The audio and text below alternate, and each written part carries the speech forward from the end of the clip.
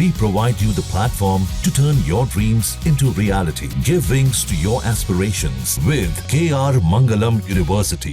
लगता है कोविड हमको भूल चुका है, लेकिन हम उसे भूलने के लिए तैयार नहीं है। ये क्या चल रहा है हांगकांग और सिंगापुर में? अरे ये कुछ नया कोविड का वेरिएंट नहीं है, ये पुराना है। तो कौन सा है? नाम तो सुना नहीं होगा, क्यों सुनेंगे? तो इंडिया में ये आने वाला नहीं है, क्योंकि पहले ही आ चुका है। ये बहुत मामूली है, डरने की कोई बात नहीं है।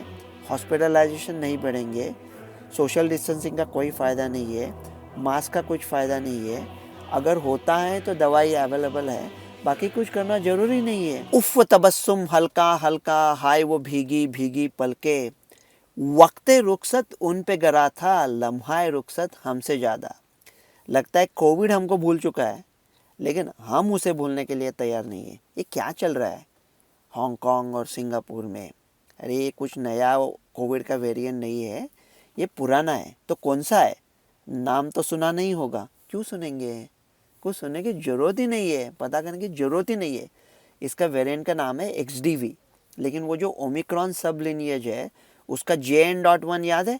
दिसंबर 2023 में इंडिया का शादियों का सीज़न डुबाने के लिए आया था, और 5 मिनट में मैंने ट्वीट किया था कि JN.1 मामूली है। ये वो मामूली वायरस के पिल्ले हैं, कोई डरने की बात नहीं, बहुत ही मामूली वायरस है। तो आप कहोगे तो हांगकांग में तो 81 लोग एडमिट हुए, कुछ लोगों की मौत हुई, तो ये मामूली है, तो मौत क्यों हो रही है? क्या होता है ना कि अगर कोई बड़ा इम्यूनोसप्रेस्ड आदमी है, कि कोई कैंसर कीमोथेरेपी चल रहा है, डायलिसिस चल रहा है, अनकंट्रोल डायबिटीज़ है, तो ऐसे लोगों के घर में ये मामूली चोर घुसता है ओमिक्रॉन, और घर का दरवाज़ा खुला छोड़ देता है, और वो खुले हुए दरवाजे से कोई गब्बर बब्बर टाइप के दूसरे चोर घुसते हैं और उस पेशेंट को तकलीफ़ देते हैं। तो उस पेशेंट की मौत ओमिक्रॉन की वजह से नहीं, ओमिक्रॉन के साथ होती है, कुछ दूसरे बीमारियों के साथ होती है। लेकिन आप कहोगे कि अगर ऐसा कोई इम्यूनोसप्रेस आदमी है जिसको थोड़ी परेशानी है, तो फिर इंडिया में भी परेशानी होगी ना, तो इंडिया में भी आएगा क्या? ये सवाल में पता ही नहीं चलता मुझे, ये सवाल का मतलब क्या है? इंडिया मतलब आएगा, मतलब कहाँ से आएगा? वो गया कब था जब वो वापस आएगा? ये अभी एंडेमिक हुआ है, ये इधर विश्व में सब जगह पे मौजूद है। तो इंडिया में क्या करें हम? प्रिकॉशन ले ले क्या? आपने कभी प्रिकॉशन की बात करने के पहले ये सोचते हैं, आपने कभी सोचा है कि ये जब न्यूज़ आती है ये हांगकांग से आते है, हंगेरी से नहीं आती, सिंगापुर से आती है, स्पेन से नहीं आती, तो हांगकांग सिंगापुर में से क्यों आती है? इंडिया में केरला से क्यों आती है? जिन जगहों ने ज़ीरो कोविड ट्राई किया कि कोविड को फैलने ही नहीं देंगे, जो बच्चे जब पैदा हुए तो मास्क लगा के घर पे पड़े थे, कुछ किया नहीं, बाहर नहीं गए, तो इन जगहों पे एक जिसको हम इम्यून गैप कहते हैं, एक नेचुरल सुरक्षितता का जो कवच होता है वो वहाँ कम है। मुझे लगा था 4 साल में ठीक हो जाएगा, लेकिन दुर्भाग्यता से लग रहा है कि अभी तक ठीक नहीं हुआ है।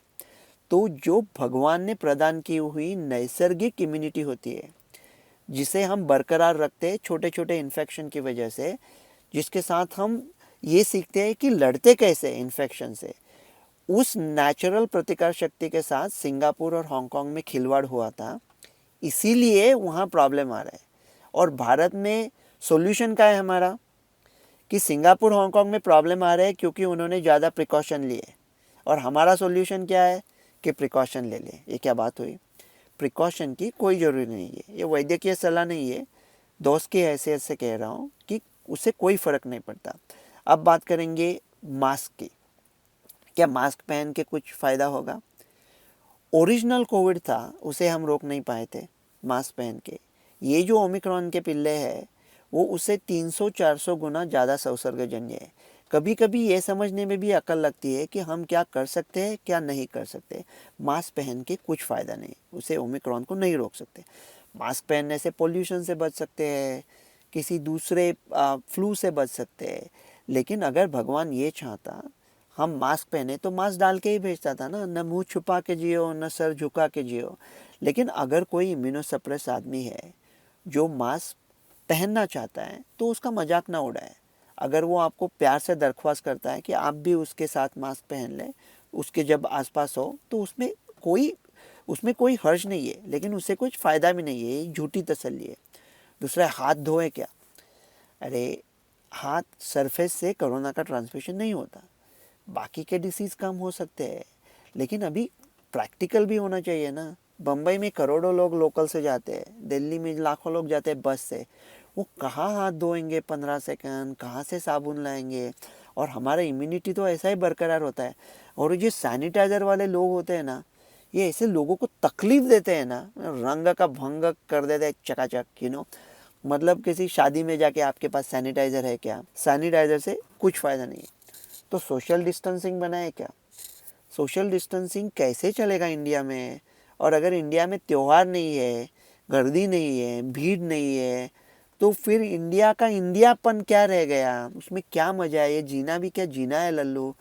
तो ये सब सोशल डिस्टेंसिंग करके कुछ फ़ायदा ही नहीं है। ये सब झूठी तसल्ली है। जिन लोगों के पास करने के लिए कुछ नहीं है, लेकिन वो कहना चाहते कि हमने ये किया, इसके वो उनके ये पैतरे ये सब खोखले है, में कुछ नहीं है। तो सोशल डिस्टेंसिंग का कुछ फ़ायदा नहीं है।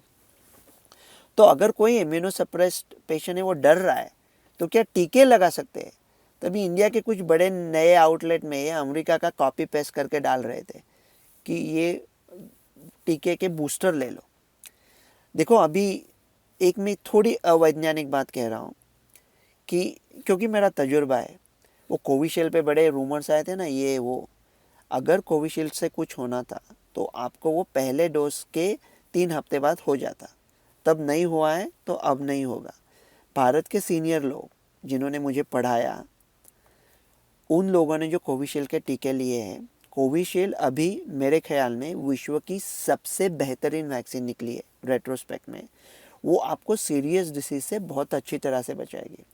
सो आपने जो 2 टीके लिए थे वो, और जो आपको नेचुरल इन्फेक्शन हुआ था, शायद आपको पता भी नहीं था, उसकी वजह से सीरियस डिसीज़ के खिलाफ 99% से भी ज़्यादा लोगों को बहुत ही बरकरार एकदम स्ट्रॉन्ग प्रोटेक्शन है। तो आप ऑलरेडी सीरियस डिसीज से बच चुके हैं, और जो मामूली कोविड ना हो उससे आपको बूस्टर प्रोटेक्ट नहीं कर सकते।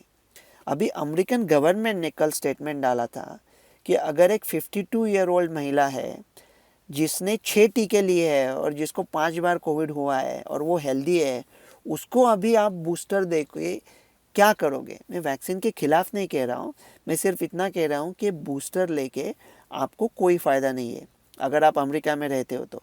और इंडिया में जो कॉपी पेस्ट करके बूस्टर की बात, अरे कौन से बूस्टर की बात कर रहे हो यार?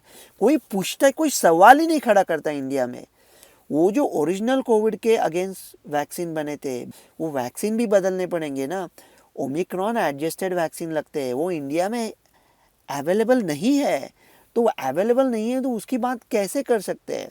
तो अगर अवेलेबल होते तो भी कुछ लेके मेरे ख्याल से कुछ फ़ायदा नहीं है। ये वैद्य के मशवरा नहीं है, लेकिन कोई फ़ायदा नहीं है। और इंडिया में तो ओमिक्रॉन एडजस्टेड वैक्सीन है ही नहीं, तो बात करने में कोई पॉइंट नहीं है।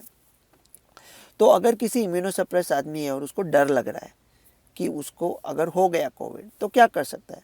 अगर कोविड हुआ तो उसको ट्रीटमेंट कर सकते हैं। मोलनुपिराविर के बारे में मुझे कुछ ज़्यादा पता नहीं। पैक्सलोविड है, रेमडेसिविर है। रेमडेसिविर का 3 दिन का प्रोटोकॉल है। अगर कोई आदमी हॉस्पिटल में एडमिट होता है ऑक्सीजन की कमी से, तो 3 दिन का रेमडेसिविर दे सकते हैं, लेकिन वो बहुत रेयरली इस्तेमाल करना पड़ता है।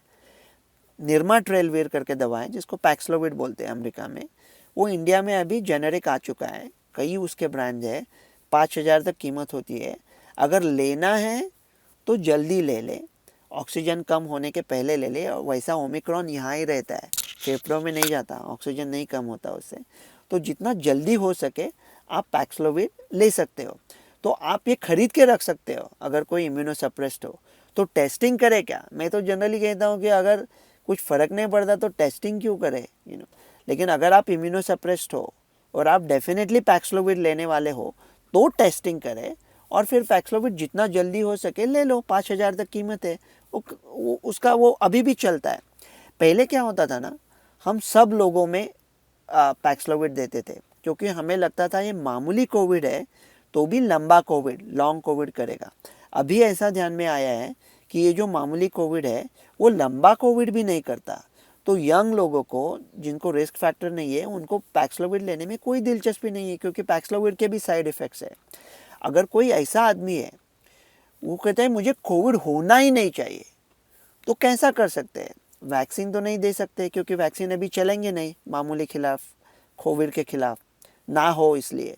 तो एक अमेरिका का दवा है जिसको पेमगार्डा कहते हैं, वो बहुत महंगा है, वो मोनोक्लोनल एंटीबॉडी है। वो अगर चढ़ाया तो ऐसा गारंटीड है कि अगले 3 या 6 महीने आपको कोविड छुएगा ही नहीं। लेकिन कोई ज़रूरत ही नहीं है, अगर वो आपको छू भी देता है तो वो बहुत मामूली है, तो उससे कुछ फ़र्क पड़ने वाला नहीं है। तो इंडिया में ये आने वाला नहीं है, क्योंकि पहले ही आ चुका है। ये बहुत मामूली है, डरने की कोई बात नहीं है। हॉस्पिटलाइजेशन नहीं बढ़ेंगे, सोशल डिस्टेंसिंग का कोई फ़ायदा नहीं है, मास्क का कुछ फ़ायदा नहीं है। अगर होता है तो दवाई अवेलेबल है, बाकी कुछ करना ज़रूरी नहीं है। बादबा के खुलने के पहले का इशारा देखना, मैं समुंदर देखती हूँ तुम किनारा देखना, यूँ बिछड़ना भी उससे आसान था मगर जाते जाते उसका वो मुड़कर दोबारा देखना। लेकिन हमें पलटने की या कोविड को पलटने की ज़रूरत नहीं है। अभी वो एंडेमिक है, हमारे साथ बेचारा चुपचाप रह रहा है। बेहतर है कि हम उसे इग्नोर मार दें और अपनी ज़िंदगी की मज़ा लूटते रहे। न्यूज नेशन अब व्हाट्सएप पर खबरों की ताज़ा अपडेट के लिए न्यूज नेशन के इस क्यूआर कोड को स्कैन करें।